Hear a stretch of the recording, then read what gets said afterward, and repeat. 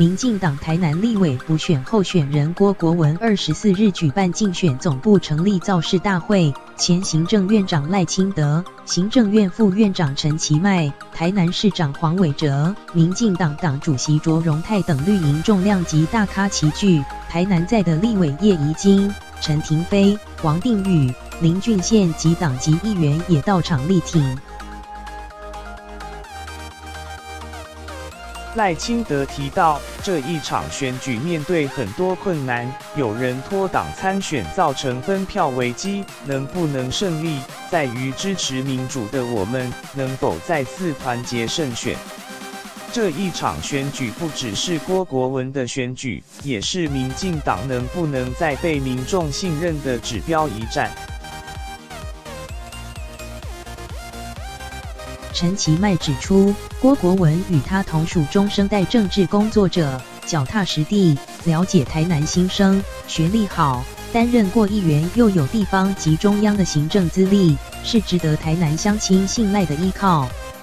黄伟哲说，郭国文是去年选战时和他并肩作战的重要伙伴，不止一起解决市民的问题，也一起规划台南的未来发展。各种台南市民的需求与对未来的期待，郭国文都非常清楚。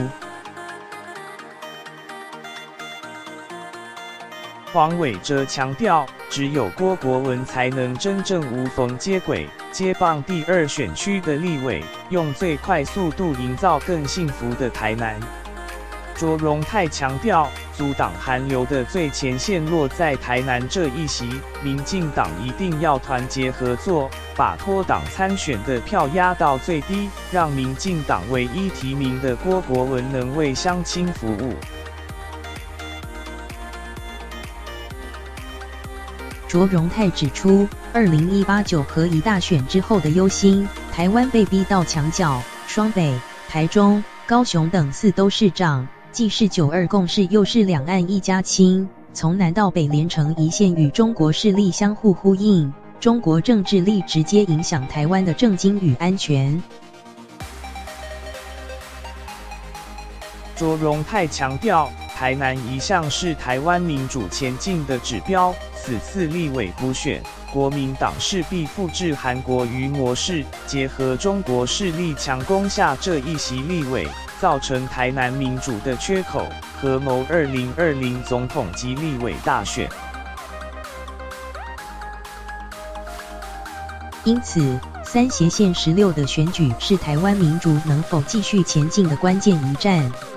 郭国文说，他就是农家子弟，小时候看着父母采凤梨、收竹笋的辛苦，更能体会农家的辛劳。他如果有机会进入国会，第一个要推动的就是改进农产的销售机制，让农民的收入能实质增加。316这场立委补选是非常关键的一役，民进党在台南一定要赢，这是台湾主体意识的选战，也是守卫台湾民主与台南发展的意义。